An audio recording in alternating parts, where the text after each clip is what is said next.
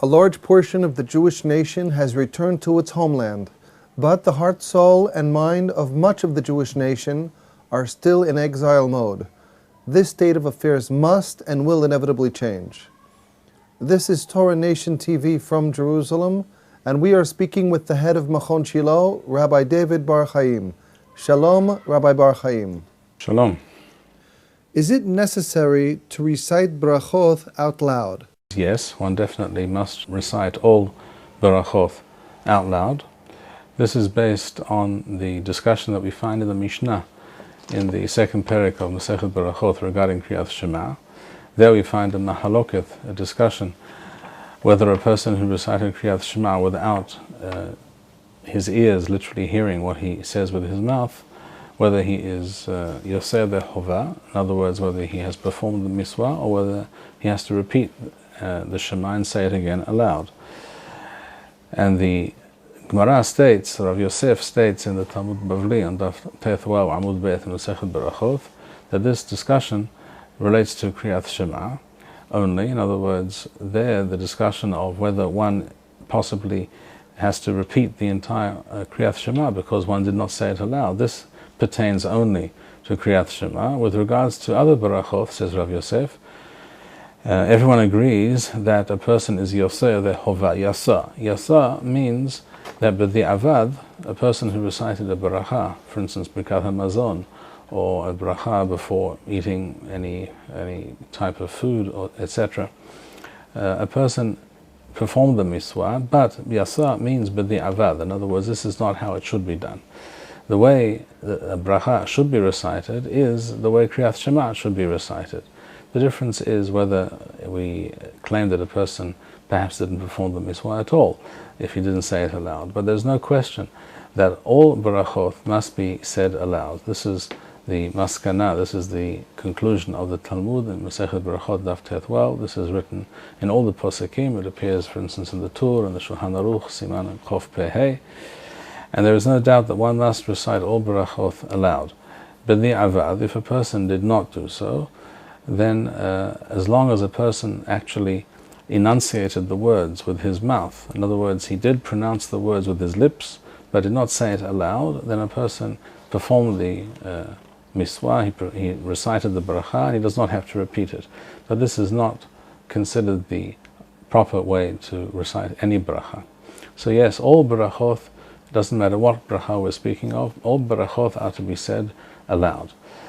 And that is the halachic summary of the matter. But there is also another side to this, which is also, of course, really part of this very same halachic discussion, and that is to understand that by reciting a beracha aloud, a person, without a doubt, if he says it aloud and says it slowly and takes note of what he is saying, and it's much easier to take note of what you're saying if you say things aloud, then a person will recite this beracha with true kavanath halev. A person will be able to focus on what he is saying much more easily, much more readily, if he says it aloud, as opposed to saying it very quietly. And by the way, I add parenthetically that if one only recited the words in one's head, so to speak, without enunciating the words at all, there is no question that one does not perform the mitzvah, and one is not considered to have recited the bracha at all. So, if a person does if a person recites a bracha aloud, the chances are that he will be more likely to have full kavanath halev, to take note and to be focused and to mean what he is saying. And this is something which is of great importance, as we find in the words of Rabbeinu Asher Milunel, one of the Rishonim, who wrote a book called Sefer Min Hayroth, and he writes as follows: Wa'ikar kol berachoth, the main thing about all Berachoth that we recite, says Rabbeinu Asher Milunel, Sheyomar Adam Othan B'Chavana. The main thing is that one recite, whatever bracha it is, that one recite it with full kavanah. Ki davar she'eno b'chavana, a bracha which is said without kavanah, without proper focus and intention, eno nechshav l'chlum. It is not considered a bracha at all. In other words, if one's lips say the words, even if one says it aloud, but is not focused on what one is saying, then this bracha is not considered to be a bracha at all. One's heart has to be in it. There has to be a connection between one's mouth, which has to enunciate the bracha, and one's heart, and one's mind. And I'm adding that if one says things aloud and slowly, then one will almost certainly be able to be focused on what one is saying.